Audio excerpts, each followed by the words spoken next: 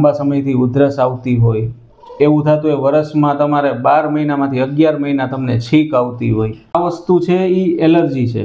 સ્કિનમાં તમને ખંજવાળ આવી, હાથમાં ખંજવાળ આવી, ત્યાં લાલ ચાંબા થવા, આ વસ્તુને પણ એલર્જી કહી શકાય છે. એવી અમુક જે વસ્તુ કે જે ખરેખર ડેમેજ નથી કરવાની શરીરને, હાનિકારક નથી શરીર માટે, છતાં આપણી ઇમ્યુન સિસ્ટમ એને મિસઇન્ટરપ્રિટ કરે છે કે આ મને કદાચ હાનિ પહોંચાડશે, તો હાનિકારક ન હોવા છતાં શરીર રિએક્શન આપવાનું ચાલુ કરી દે, એનો મતલબ કે આ વ્યક્તિને એલર્જી છે. બરોબર.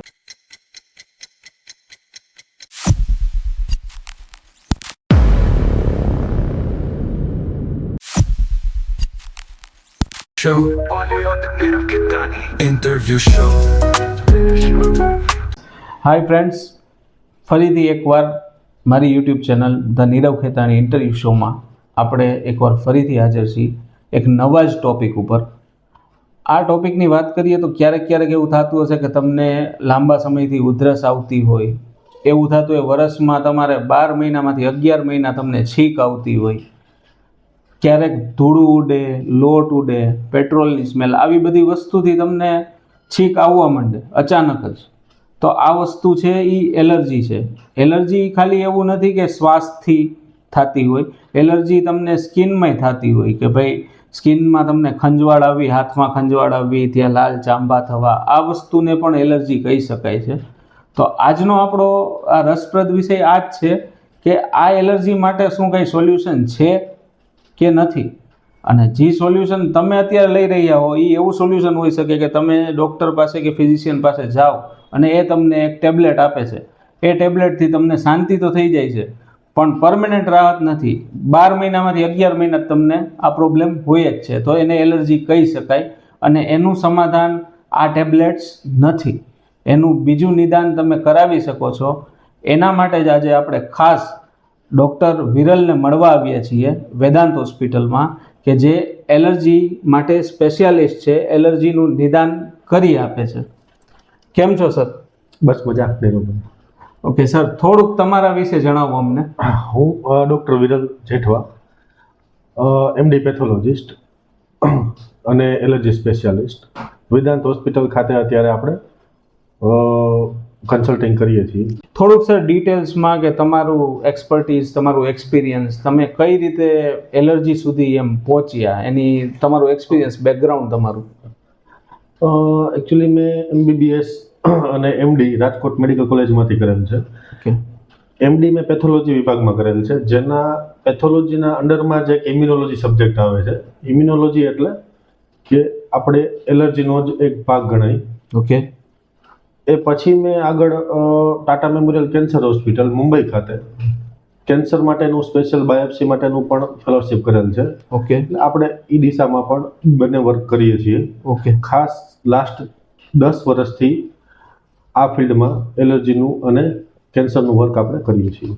સાહેબ, આવો આમ અલગ જ સબ્જેક્ટ છે આખો એલર્જી, તો આ એલર્જી વિશે તમને વિચાર કેમ આવ્યો કે ના આ વસ્તુ પણ સિરિયસ છે, કે આમાં પણ ધ્યાન દેવું જોઈએ?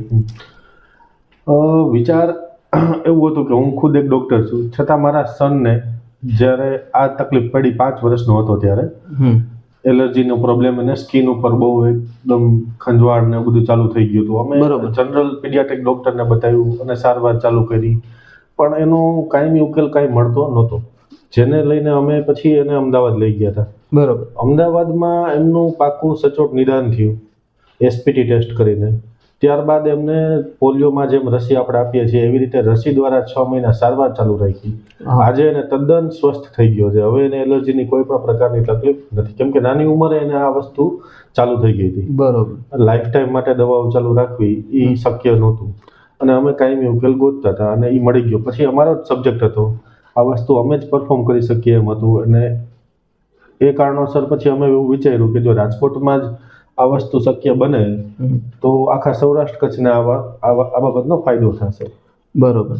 તો અત્યારે આપણે એવું કહી શકીએ કે સૌરાષ્ટ્ર ખાતે, કચ્છ સૌરાષ્ટ્ર ખાતે આખું આ એક જ આપણું અત્યારે જે વેદાંત હોસ્પિટલમાં જે છે એલર્જીનું સેન્ટર કાર્યરત છે અત્યારે, પરફેક્ટ, કે જ્યાં સ્ટાફ છે, ટેસ્ટિંગ બધું ત્યાં ઇન હાઉસ થાય છે, સ્કિલ્ડ સ્ટાફ છે, ટોટલ ટેસ્ટિંગ છે. બરોબર. પ્લસ એની ઇમ્યુનોથેરાપીનું ફોલોઅપ 6 મહિના સુધી, જ્યાં સુધી મટી ન જાય ત્યાં સુધી આપણે ફોલોઅપ લેતા હોઈએ છીએ. બરાબર. થોડુંક આપણે ડિટેલમાં જઈએ. મારા દર્શકોને મેં થોડુંક તો સમજાવ્યું કે એલર્જી શું છે, પણ થોડુંક ડિટેલમાં જઈએ કે એલર્જી શું છે, કઈ રીતની એલર્જી હોઈ શકે એમ. મિત્રો, એલર્જી જનરલી બધાને ખ્યાલ જ હોય છે કે મને એલર્જી છે. જે લોકોને એલર્જી છે એ લોકોને થોડો ઘણો ખ્યાલ જ હોય છે કે મને એલર્જી છે. એલર્જીના જે સિમ્પટોમ આપણે કહીએ કે છીંક આવવી, કાયમી માટે શરદી રહેવી, સ્કિનના પ્રોબ્લેમ થવા, આ બધી વસ્તુના એના સિમ્પટોમ કહીએ છીએ આપણે, બરાબર છે, એલર્જીના. એલર્જી થવા પાછળનું કોઈ એવું ચોક્કસ કારણ નથી. ક્યારેય પણ કોઈ પણને સ્ટાર્ટ થઈ શકે છે એલર્જી. પણ એલર્જી ખાવાથી, એલર્જી ધૂળ ઉડવાથી, એવા ઘણા કારણોથી થતી હોય છે. પણ બધાને આ વસ્તુ નથી થતી. એટલે આપણે એ સમજવું બહુ જરૂરી છે કે એલર્જી એ શું છે ખરેખર, શું કામ થાય છે, બરોબર, કઈ રીતે થાય છે, એક એનું સમજવું જરૂરી છે. મિત્રો, હવે આપણે જોઈએ કે આપણા શરીરમાં જે ઇમ્યુન સિસ્ટમ કામ કરે છે એ શેના માટે છે કે બહારથી કોઈ બેક્ટેરિયા, વાયરસ, જે હાનિકારક વસ્તુ આપણા શરીરમાં પ્રવેશ કરે તો એની સામે લડવા માટે આપણી ઇમ્યુન સિસ્ટમ રેડી હોય છે અને એ ઇમ્યુન સિસ્ટમ એનો સામનો કરે છે. પણ જ્યારે કોઈ બિનહાનિકારક વસ્તુ આપણા શરીરમાં જાય છે, જેમ કે પરાગરજ જેવી વસ્તુ છે, કોઈ ધૂળ જેવી, ડસ્ટ જેવી વસ્તુ છે, એવી અમુક જે વસ્તુ કે જે ખરેખર ડેમેજ નથી કરવાની શરીરને, હાનિકારક નથી શરીર માટે, છતાં આપણી ઇમ્યુન સિસ્ટમ એને મિસઇન્ટરપ્રિટ કરે છે કે આ મને કદાચ હાનિ પહોંચાડશે. તો એવા સંજોગોમાં આપણી ઇમ્યુન સિસ્ટમ એક્ટિવેટ થઈ જાય છે. આ વસ્તુ બધામાં નથી જોવા મળતી. બધા લોકોમાં નોર્મલી ધૂળ ઉડે તો કોઈ એવું રિએક્શન નથી આવતું, પણ અમુક લોકો જે છે એલર્જીનો પ્રોબ્લેમ જે લોકોને, એમાં ઇમ્યુન સિસ્ટમ એક્ટિવ થઈ જાય છે, ઓળખી નથી શકતી કે આ વસ્તુ હાનિકારક છે કે બિનહાનિકારક છે. હાનિકારક ન હોવા છતાં શરીર રિએક્શન આપવાનું ચાલુ કરી દે, એનો મતલબ કે આ વ્યક્તિને એલર્જી છે. બરાબર છે નીરવભાઈ? એટલે થાય છે એવું કે શરદી, ઉધરસ ને એવું જે આપણે નોર્મલ જ્યારે થતું હોય છે, એ શું કામ થતું હોય છે? કેમ કે વાયરસ છે, બેક્ટેરિયા છે, આપણા શરીરમાં ગયા એટલે આપણને શરદી થઈ, ઉધરસ થઈ. શરીર, આપણે ડૉક્ટર પાસે જઈએ એટલે આપણને 3 દિવસની દવા આપે, 5 દિવસની દવા આપે, એમાં એન્ટીબાયોટિક આપે એટલે બેક્ટેરિયા મરી જાય. 3-5 દિવસમાં બેક્ટેરિયા મરી જાય એટલે આપણા ઇરિટેશન અંદરથી બંધ થઈ જાય અને આપણને શરદી, ઉધરસ મટી જાય છે, તાવ ને બધું મટી જાય છે. આ નોર્મલ પ્રક્રિયા છે. પણ જે લોકોને એલર્જી છે એ લોકોને શું છે કે વાયરસ, બેક્ટેરિયા અંદર જવાથી નથી પ્રોબ્લેમ પડ્યો. નોર્મલ ખાલી ધૂળ છે, કોઈ પરાગરજ છે, કાંઈ એવી ખાવાની આઈટમ છે કે દૂધ છે, કેળા છે, એવી વસ્તુ શરીરમાં જાય જેની સામે કાંઈ રિએક્શન ન આવવું જોઈએ, એવી વસ્તુ શરીરમાં જાય અને શરીર રિએક્શન આપવા માંડે, ચાલુ કરી દે અને શરદી, ઉધરસ થવાનું ચાલુ થઈ જાય. તો હવે ડૉક્ટર પાસે, અમારી પાસે એવી કોઈ દવા નથી કે જે કેળાને મારે કે દૂધને મારે કે પરાગરજને મારે. વાયરસ, બેક્ટેરિયાને મારવાની દવા, એન્ટીબાયોટિક્સ અવેલેબલ છે. બરોબર છે. હવે આપણે ધૂળને મારી શકાય એવી દવાઓ અવેલેબલ નથી. એટલે આપણે એવા સમયે સારવાર માટે ફક્ત એક જ ઓપ્શન વધે છે કે સિમ્પ્ટોમેટિક દવા લેવી. તાવ છે તો તાવ નો આવે, તાવનું ટેમ્પરેચર ડાઉન થાય. શરદી છે તો શરદીનું જે સિક્રેશન નાકમાંથી થતું હોય એ ઓછું થઈ જાય. અથવા તો ઇમ્યુનિટી ડાઉન થાય, સ્ટીરોઇડ આપતા હોય તો ઇમ્યુનિટી આપણી ડાઉન રાખે, એવી દવાઓ ચાલુ રાખતા હોય છે નોર્મલી, કે જેનાથી ઓલ ઓવર તમારી ઇમ્યુનિટી ડાઉન થાય, એને કારણે રિએક્શન ન આવે. પણ એ નડે ક્યારે કે જ્યારે ખરેખર બહારથી ચેપ લાગે બેક્ટેરિયાનો, તો ત્યારે આપણે જરૂર હશે ને ઇમ્યુનિટી કામમાં નહીં આવે. એટલે એ દવાઓ જો લોંગ ટાઈમ ચાલુ રાખવામાં આવે તો નુકસાન એ પણ જાય છે કે જ્યારે જરૂર હોય ત્યારે આપણી ઇમ્યુનિટી કામમાં ન આવે. ઇમ્યુનિટીને સપ્રેસ રાખવી એ કાયમી ઉકેલ નથી. આ બધા કારણોસર જોવા જઈએ તો એલર્જીનો એક ટેમ્પરરી ઉકેલ આપણી પાસે હાજર છે કે એક દવા છે, ટેબ્લેટ છે, સેટ્રેજિન, એ બધું આપણે લઈએ તો તાત્કાલિક 1 દિવસમાં આપણને મટી જાય છે. પણ એનો કાયમી ઉકેલ જો આપણે જોતો હોય તો આપણે આપણા શરીરને શીખવાડવું પડે, આપણા શરીરને એક ટ્રેન કરવું પડે, એક લર્નિંગ આપવું પડે કે ભાઈ આ વસ્તુ જે આપણે બહારથી ધૂળ આવી છે એ તમારા માટે હાનિકારક નથી, બિનહાનિકારક છે. એવી શરીરને જો ટ્રેનિંગ મળી જાય પ્રોપર, તો શરીર એના પ્રત્યે રિએક્શન આપવાનું બંધ કરશે. તો આપણે પહેલાં જાણવું પડે કે આપણને કઈ વસ્તુની એલર્જી છે, સચોટ રીતે એક વખત ડાયગ્નોસ કરવું પડે કે ઘણી બધી આપણા પર્યાવરણમાં વસ્તુ છે, આપણી આજુબાજુમાં લોટ્સ ઓફ એટલી વસ્તુઓ છે, નોર્મલ વસ્તુઓ કે જેનાથી એલર્જી થઈ શકે છે. પણ એમાંથી કઈ પર્ટિક્યુલર વસ્તુથી કોઈ પણ વ્યક્તિને પ્રોબ્લેમ થાય છે, બીજા વ્યક્તિને બીજી કોઈ વસ્તુથી પ્રોબ્લેમ થાય છે, ત્રીજા વ્યક્તિને ત્રીજી કોઈ વસ્તુથી, તો પ્રત્યેક વ્યક્તિને પર્ટિક્યુલર કઈ વસ્તુથી તકલીફ છે એ જાણવા માટે એસપીટી ટેસ્ટ આપણે કરતા હોઈએ છીએ. શરીરમાં આપણે એ વસ્તુ સ્ક્રેચ કરીને મૂકીએ તો રિએક્શન આવે, એનો મતલબ કે એ પર્ટિક્યુલર વ્યક્તિને એ પર્ટિક્યુલર વસ્તુથી એલર્જી છે. એક વખત એ ફિક્સ થઈ જાય કે આ વસ્તુની જ એલર્જી છે, એનું સચોટ નિદાન થઈ જાય, પછી આપણે સમય આવે છે સારવાર કરવા માટેનો. સારવાર હવે કઈ રીતે શક્ય બને? તો જેમ આપણે વેક્સિન શબ્દ, રસી શબ્દ બધાએ સાંભળેલો છે, કોવિડ વખતે પણ સાંભળેલો છે, અથવા તો નાના છોકરા પીડિયાટ્રિક ચાઇલ્ડ હોય કોઈના ઘરમાં તો જન્મે પછી 5 વર્ષ સુધી રસીનો કાર્યક્રમ ચાલુ હોય છે, બરાબર છે. એટલે રસી આપવા પાછળનું રીઝન શું હોય છે કે શરીરને પહેલેથી જ ખબર પડી જાય કે આ વસ્તુની સામે આ પ્રકારે રિએક્શન કરવાનું છે. આપણે શરીરને પહેલેથી શીખવાડવાનું છે, બરાબર છે, કે અગાઉથી એ વસ્તુ આપણે શરીરમાં ઇન્જેક્ટ કરી દેવાની છે. ઓરલી આપીએ અથવા તો ઇન્જેક્શનથી આપીએ. રસી 2 પ્રકારની હોય છે, જેમ પોલિયોના ટીપા હોય છે, એવી રીતે આપણે જે અત્યારે રસી આપીએ છીએ એલર્જી માટે, એ પણ ટીપા દ્વારા આપીએ છીએ કે જે જાતે ખુદ લેવાના હોય છે ટીપા. બરાબર. એ ટીપા રોજ લેવામાં આવે, જે વસ્તુની એલર્જી થઈ છે એ જ વસ્તુના ટીપા રોજ લેવામાં આવે તો શરીર થોડાક દિવસમાં હેબિચ્યુઅલ થઈ જશે. શરીર થોડા દિવસમાં ટેવાઈ જશે કે ભાઈ આ તો રોજ આવે છે, હવે આ બહારની વસ્તુ નથી, આ વસ્તુ આપણા માટે હાનિકારક નથી, આ વસ્તુ તો શરીર એક મેમરી ક્રિએટ કરશે. એટલે 6 મહિનાના જે કોર્સ દરમિયાન શરીર પોતે ટેવાઈ જશે કે હવે આ વસ્તુનું સામે આપણે રિએક્શન આપવાની જરૂર નથી. જે કોર્સ પૂરો થયા પછી શરીર એક વખત શીખી લેશે કે ભાઈ હવે આપણે ધૂળ ઉડે તો હવે આપણે કાંઈ પણ રિએક્શન આપવાનું નથી. આવી રીતે રસી દ્વારા એલર્જીનો કાયમી ઉકેલ આપણે લાવી શકીએ છીએ. 80 થી 90% લોકોને વ્યવસ્થિત જો આપણે સચોટ નિદાન થયેલું હોય તો આનાથી ચોક્કસ ફરક પડે છે, અને આનાથી સારવાર લીધેલા લોકોને એકદમ રાહત મળી જાય છે. પછી લાઈફમાં જે રોજ ગોળી લેવાની, રોજ ટેબ્લેટ લેવાની જરૂર પડતી નથી. બરોબર. સર, વચ્ચે એક તમે આ ડિસ્કશનમાં આપણે એક પોઈન્ટ નોટ કર્યો મેં કે ફૂડથી એલર્જી. તો ફૂડથી એલર્જીમાં થોડુંક આપણે પ્રકાશ પાડો કે ફૂડમાં શું જનરલ તમને પેશન્ટ આવતા હોય તો કઈ રીતે ફૂડમાં શું એલર્જી, એમ કયા ફૂડમાં શું એલર્જી, કોઈએ કીધું હોય કે મને આ છે તો એનો એક્સપિરિયન્સ થોડોક શેર કરો. હવે ફૂડ જે છે, આપણે વેજ ફૂડ છે, નોન વેજ ફૂડ છે, ફ્રૂટ્સ છે, વેજીટેબલ્સ છે, એમાં મિલ્કથી માંડીને બધું આવી જાય, બરાબર છે. બાજરો આવી જાય, ઘઉં આવી જાય, એવી રીતે લીલા શાકભાજી આવી જાય. ટોટલી બધા ફૂડ એ વ્યક્તિ માટે નોર્મલ કહેવાય. ખરેખર ફૂડ આપણે અંદર ઇન્ટેક્ટ લઈએ ત્યારે એનું રિએક્શન ન આવવું જોઈએ. આપણા માટે કોઈ માટે નથી આવતું, પણ જે લોકોને એલર્જી હોય છે, બરાબર છે, એમાં એવું પર્ટિક્યુલર નથી હોતું કે આ એક વસ્તુનું વધારે એલર્જી હોય છે કે બીજી વસ્તુની નથી હોતી. કોઈ પણ વસ્તુની એલર્જી નીકળી શકવાની સંભાવના રહી.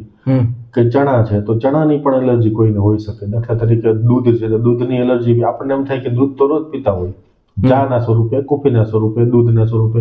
અમારે એક કેસ હતો કે જે ભાઈને 150 આઈટમ ટેસ્ટ કર્યા પછી ખાલી ઓનલી દૂધની એકની જ એલર્જી આવી, એ સિવાય એક પણ પ્રકારની બીજી કોઈ એલર્જી ન આવી. એમને ખંજવાળ પુષ્કળ આવતી આખો દિવસ, રોજની એક ગોળી ફરજિયાત લેવી પડતી સેટ્રિઝિન. હવે એમને રાત્રે દવા જો કદાચ ન લીધી હોય કોઈ કારણસર, બહારગામ ગયા હોય, આ ભેગી ન હોય, તો તાલુકા પ્લેસ ઉપર 30-50 કિલોમીટર જઈને સેટ્રિઝિન ગોતવી પડતી. બરોબર. હવે એવા ટાઈમે રાત્રે ઉજાગરો થાય તો વળી ચા પીવી તો ઉલટાનો પ્રોબ્લેમ વધતો. એટલે ખબર નહોતી કે મને આ વસ્તુથી ખ્યાલ નહોતો કે શું પ્રોબ્લેમ છે.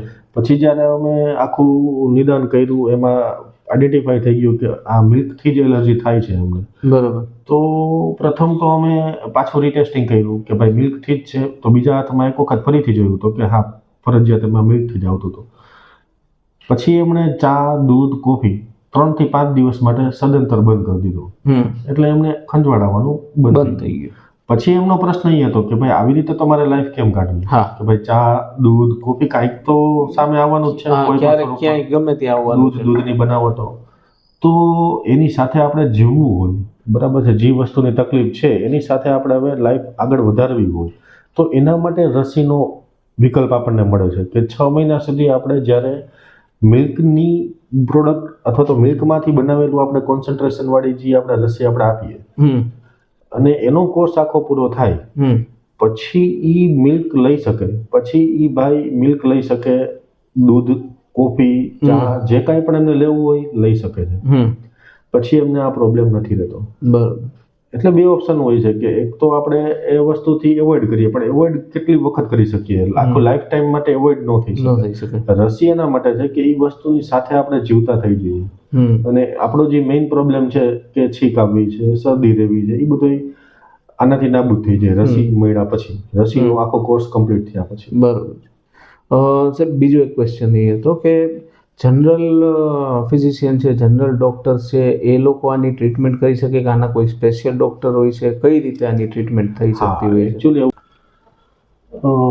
એલર્જીની ટ્રીટમેન્ટ બધા ડૉક્ટર્સ કરતા જ હોય છે અને જરૂરી છે, કેમ કે તાસીર પ્રમાણે જે લોકો ડૉક્ટર પાસે આપણે જ્યારે જઈએ તો એ પ્રમાણે એ લોકો સારવાર આપતા હોય છે અને એનાથી રાહત થતી હોય છે, બરાબર છે. પણ એલર્જી એક સબ્જેક્ટ આખો ઇમ્યુનોલોજીસ્ટ ડૉક્ટરનો છે કે જેમાં કાયમી ઉકેલ લઈ આવવા માટે આપણે આખું એક સચોટ નિદાન કરવું પડે છે અને ત્યારબાદ એની એક સારવાર આપવી પડે છે. બરોબર. રૂટીન આપણે જે દવાઓ આવે છે એનાથી ચોક્કસ ફાયદો થાય છે પેશન્ટને અને ટેમ્પરરી મટી પણ જાય છે, પણ લોંગ ટર્મ એનો ઉકેલ નથી મળતો આપણને. એના માટે જ્યારે આપણે સ્પેશિયલ બતાવવાની જરૂર લાગે તો આપણે ઇમ્યુનોલોજીસ્ટ ડૉક્ટર પાસે જઈ શકીએ અને આપણે એલર્જીનું કાયમી ધોરણે સમાધાન લઈ શકીએ. ટૂંકમાં એવું કહી શકીએ કે આજે જે વર્ષોથી એક જ ડૉક્ટર પાસે જે પેશન્ટ જાય છે તો એ ડૉક્ટરને ખબર જ છે કે આની તકલીફ આ છે ને આ દવાથી એનું નિદાન થઈ જાય છે, પણ એ ટેમ્પરરી થાય છે. જ્યારે એને પરમેનન્ટ સોલ્યુશન આનાથી જોતું હોય તો એ ઇમ્યુનોલોજીસ્ટ પાસે જાય કે કોઈ એલર્જીના એક્સપર્ટ ડૉક્ટર પાસે જાય તો સોલ્યુશન છે આનું. સોલ્યુશન બંને લોકો પાસે અવેલેબલ હોય છે અને કાયમી અને તાત્કાલિક સોલ્યુશન લઈ આવવાની ઘણીવાર જરૂર હોય છે. કઈ પ્રસંગ આવતો હોય, કઈ એવું મોટું હોય તો તાત્કાલિક દવાઓ લેવીને આપણે સપ્રેસ કરવી જ પડે એલર્જી. એક કાયમી ઉકેલની જરૂર હોય છે, પેશન્ટ કંટાળ્યો હોય છે તો ઇમ્યુનોલોજીસ્ટનો સંપર્ક કરી શકે કે જેથી કરીને એની દવાઓ બંધ થઈ શકે. યસ. સાહેબ આપણે આટલું બધું સારું બોલી ગયા એલર્જી વિશે. હવે તમે એમ કીધું કે 6 મહિનાની જેવી આની ટ્રીટમેન્ટ જનરલી કેસમાં 6 મહિના જેવી હોય છે સારવારની, તો 6 મહિનાના સમયમાં જનરલ પબ્લિક છે, આજે મિડલ ક્લાસ માણસ છે, પહેલી વસ્તુ એ જ વિચારશે કે મને ખર્ચો કેટલો થશે.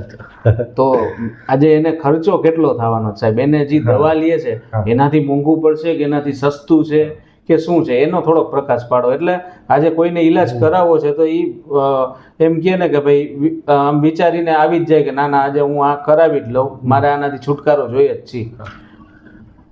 હવે આપણે જોઈએ નોર્મલી પેશન્ટ લાઈફ ટાઈમ માટે બતાવતું હોય છે, બરાબર છે, એલર્જીની તકલીફ માટે, અથવા તો મેડિકલ સ્ટોરમાંથી ડાયરેક્ટ ગોળી લેતા હોય છે.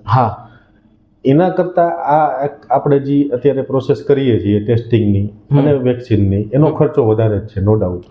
પણ એ જે ખર્ચો છે એ ફક્ત 6 મહિના માટે છે મિત્રો, બરાબર. 6 મહિના પછી તમારે હવે ખર્ચો નથી કરવાનો થતો. જ્યારે ઓલી દવા આપણે કરીએ છીએ અત્યારે આપણને ઓછો ખર્ચો લાગે છે, પણ એ લાઈફ ટાઈમ માટે કરીએ છીએ, બરાબર. તો ઓમ જોવા જાવ તો એ ક્યાંય પહોંચે, એનું કેલ્ક્યુલેશન નથી.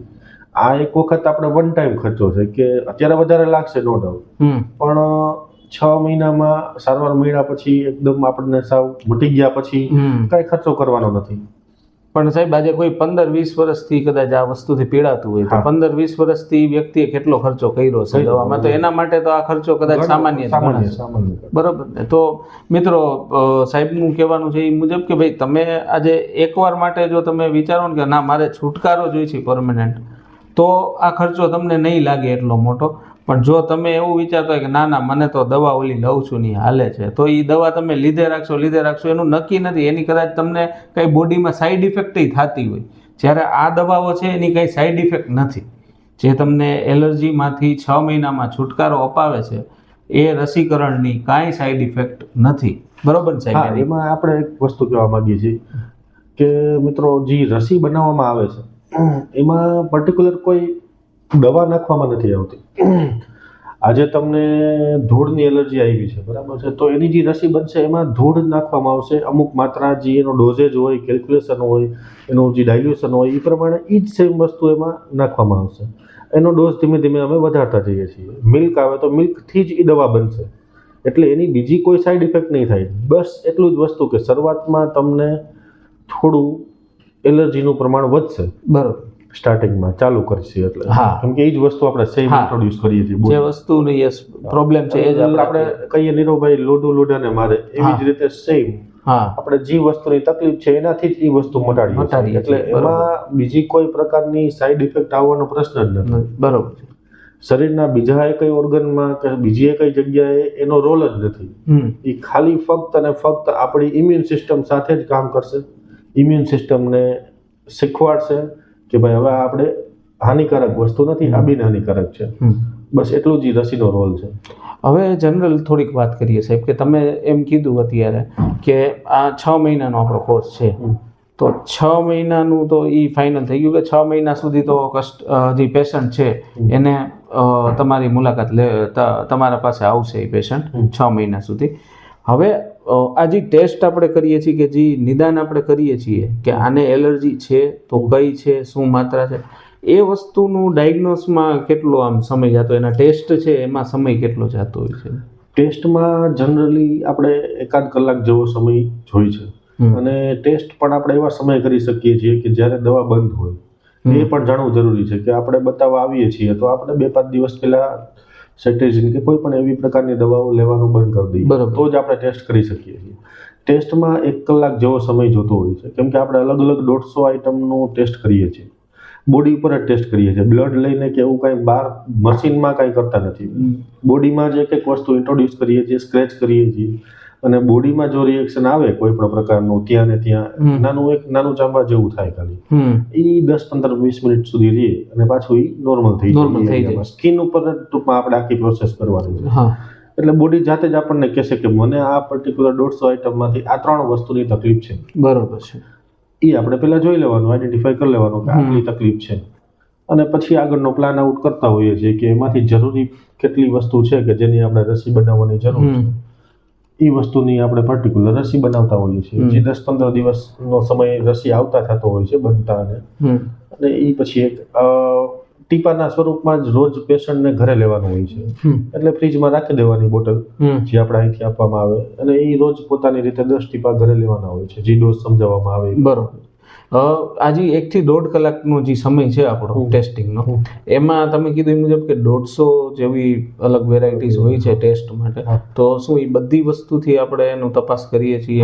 ટોટલી આપણને જ્યારે પેશન્ટ કોઈ પણ આપણી પાસે આવે છે તો આપણને ખબર નથી હોતી કે આને કઈ પ્રકારની એલર્જી હશે, કઈ પર્ટિક્યુલર વસ્તુથી. પેશન્ટને ઘણી વખત થોડો ઘણો આઈડિયા હોય છે, અને એવું માનતા હોય છે કે હું આ ખાવાથી મને આ પ્રોબ્લેમ પડે છે, અથવા તો આ પીવાથી મને પ્રોબ્લેમ પડે છે, અથવા તો આ ધૂળ આવે તો મને પ્રોબ્લેમ પડે છે, આ ડસ્ટ આવે તો, એવું માનતા હોય છે. પણ આપણે કન્ફર્મ કરવાનું છે કે ખરેખર એ વસ્તુ જ છે કે બીજું કાંઈ છે. બરોબર છે.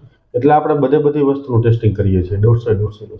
તો ફ્રેન્ડ્સ, આપણે આજે જે વસ્તુ આ નવી જાણી એલર્જી બાબતની, આ વસ્તુના તમામ પ્રકારના ટેસ્ટ અને આનું નિદાન અને આની સારવાર બધું આપણે વેદાંત હોસ્પિટલ મોટી ટાંકી ચોક ખાતે અવેલેબલ છે, બધી સુવિધા. અને સર પણ આપણને ત્યાં જ મળે છે. સર, આપણે ડેઇલી ઓપીડી હોય છે કે કોઈ દિવસ હોય છે, કઈ રીતે હોય છે, થોડુંક જણાવી દો ખાલી જનતાને. રોજ તમે એપોઇન્ટમેન્ટ લઈ શકો છો. એપોઇન્ટમેન્ટ બેઝ ચાલતું હોય છે. તમે વેદાંત હોસ્પિટલનો કોન્ટેક્ટ કરી અને એપોઇન્ટમેન્ટ લખાવી શકો છો. એ પ્રમાણે આપણો વારો આવે ત્યારે આપણે કન્સલ્ટ કરીએ છીએ ડેઈલી. અને મિત્રો, બીજી બધી જે ડિટેલ્સ છે હોસ્પિટલની એ તમને હું એન્ડ સ્ક્રીનમાં પ્રોવાઈડ કરી આપીશ. થેન્ક યુ સર, તમે અમને ટાઈમ આપ્યો ને આટલું બધું નોલેજ શેર કર્યું અમારી સાથે એલર્જી વિશે, એના બદલ ખૂબ ખૂબ આભાર સર. Thank you. ચાલો, ઓકે.